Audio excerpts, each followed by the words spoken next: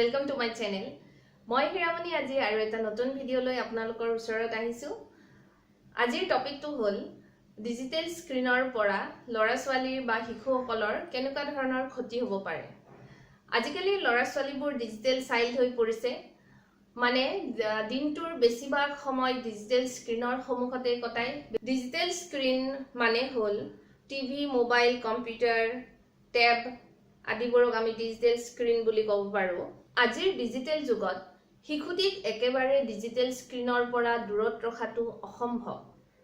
Digital screen ব্যৱহাৰ কৰাটো বা চোৱাটো বেয়া নহয়, ইয়াৰ এডিকশ্যন হোৱাটোহে বেছি বেয়া কথা।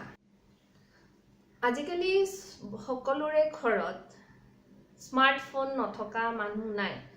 মানুহৰ ঘৰত দুটা তিনিটাকে স্মাৰ্টফোন আছে বা কিছুমানৰ ঘৰত এটা হ'লেও আছে। শিশুসকল জন্ম পোৱাৰ লগে লগে মোবাইলত গেম খেলিব শিকিছে, মোবাইলত ভিডিঅ' চাবলৈ শিকিছে। 2 বছৰ নহওঁতে মোবাইল চলাব একেবাৰে শিকি গৈছে। টাচ স্ক্ৰিন কেনেকৈ ইউজ কৰে সেইবোৰ শিকি গৈছে। কিন্তু কথা ক'বলৈ, খোজ কাঢ়িবলৈ পিছতহে শিকে 2 বছৰৰ পিছত। এনেকুৱা কিয় হৈছে বাৰু? বা এইটো হোৱাটো বহুত ভাল কথা হৈছে নে বেয়া কথা হৈছে সেইটো আমি গম পাইছোনে?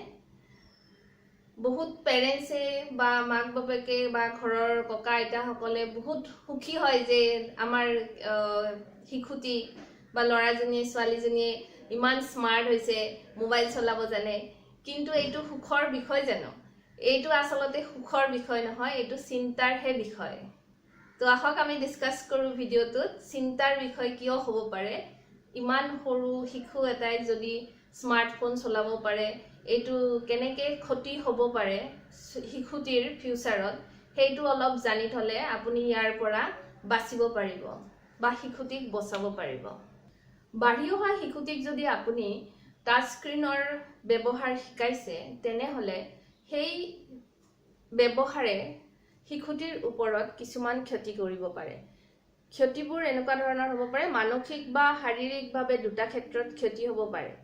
ব্ৰিটেইনত হোৱা এটা ৰিচাৰ্চত এইটো প্ৰমাণিত হৈছে যে বহুত সময় ধৰি বা কেইবা ঘণ্টা ধৰি টাচ স্ক্ৰিন ব্যৱহাৰ কৰিলে হাতৰ আঙুলিৰ মাংসপেশী অৱশ হৈ আহে বা দুৰ্বল হয়। তাৰ ফলত শিশুটিয়ে পেন পেঞ্চিল ধৰোঁতে অসুবিধাৰ সন্মুখীন হয়। কেইবা ঘণ্টা ধৰিও টাচ স্ক্ৰিন ব্যৱহাৰ কৰাৰ ফলত হাতৰ গ্ৰিপ কমে আৰু হাতৰ কণ্ট্ৰলো কমি আহে। সেইকাৰণে শিশুসকলক কেইবা ঘণ্টা ধৰিও টাচ স্ক্ৰিনত বহি থকাৰ পৰা বিৰত ৰাখিব লাগে বা বাধা দিব লাগে। বাঢ়ি অহা শিশুবোৰ যদি বহু সময় ধৰি মূৰ তল কৰি মোবাইলত বহি থাকে, তেনেহ'লে পিঠিৰ বিষ হ'ব পাৰে বা পিঠিৰ ৰাজহাড়ডাল বেকা হ'ব পাৰে। তেতিয়া বডিৰ ষ্ট্ৰাকচাৰটো বেয়া হৈ যায় আৰু বডিৰ ষ্ট্ৰাকচাৰ বেয়া হোৱাৰ লগে লগে ব্ৰেইন প্ৰচেছিং পাৱাৰ আৰু ব্লাড চাৰ্কুলেশ্যনতো প্ৰভাৱ পেলায়। শিশুটি বহু সময় ধৰি যদি মোবাইলত বহি আছে বা কম্পিউটাৰত গেম খেলি আছে, তেনেহ'লে শিশুটিৰ ওজনো বহুখিনি বাঢ়িব পাৰে। তেতিয়াহ'লে শিশুটিৰ ৱেইট গেইনৰ প্ৰব্লেম হ'ব পাৰে আৰু তেনেকুৱা ধৰণৰ শাৰীৰিক গঠনত প্ৰভাৱ পৰিব পাৰে।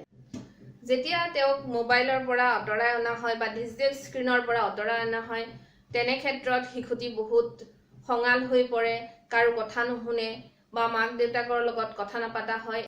মোবাইলৰ ডিছপ্লেৰ পৰা ওলোৱা ব্লু লাইটে আই চাইটৰ প্ৰব্লেম কৰিব পাৰে। ৰাতিৰ আন্ধাৰত এই ব্লু লাইট ৰেডিয়েশ্যনে বেছি বেয়া প্ৰভাৱ পেলায় চকুৰ ওপৰত। ডিজিটেল স্ক্ৰিনৰ সন্মুখত থকাৰ ফলত শিশু এটাৰ মানসিক গঠনতো বহুখিনি প্ৰভাৱ পৰে। শিশু এটাই ওচৰৰ পৰিৱেশৰ পৰা বহুখিনি শিকে। খোজ কাঢ়িব শিকে, কথা পাতিব শিকে, আচাৰ ব্যৱহাৰ শিকে, মানুহৰ লগত কেনেকৈ ব্যৱহাৰ কৰিব লাগে, কথা ক'ব লাগে সেইবোৰ শিকে। আৰু সেইবোৰ ওচৰৰ মাক দেউতাকৰ পৰা, ককা আইতাকৰ পৰা বা ওচৰত থকা মানুহবোৰৰ পৰা শিকে। যদি শিশুটি কেইবা ঘণ্টা ধৰি মোবাইলত সোমাই আছে বা মোবাইলত ভিডিঅ' চাই আছে, গেম খেলি আছে, কম্পিউটাৰত গেম খেলি আছে, টিভি চাই আছে, তেনে ক্ষেত্ৰত শিশুটি এইবোৰ বিকাশত প্ৰভাৱ পৰে। মই মোৰ নেক্সট ভিডিঅ'ত ডিজিটেল স্ক্ৰিনৰ পৰা কেনেকৈ শিশুসকলক দূৰত ৰাখিব পাৰি তাৰ ওপৰত আলোচনা কৰিম। ভিডিঅ'টো যদি ভাল লাগিছে আৰু মোৰ পইণ্ট অফ ভিউ যদি আপোনালোকৰ লগত যদি মেটচ কৰিছে তেনেহ'লে আপুনি ভিডিঅ'টো নিশ্চয় এটা লাইক কৰি যাব আৰু মোৰ চেনেলটো ছাবস্ক্ৰাইব কৰিব নাপাহৰিব। আজিলৈ ইমানতে সামৰণি মাৰিলোঁ।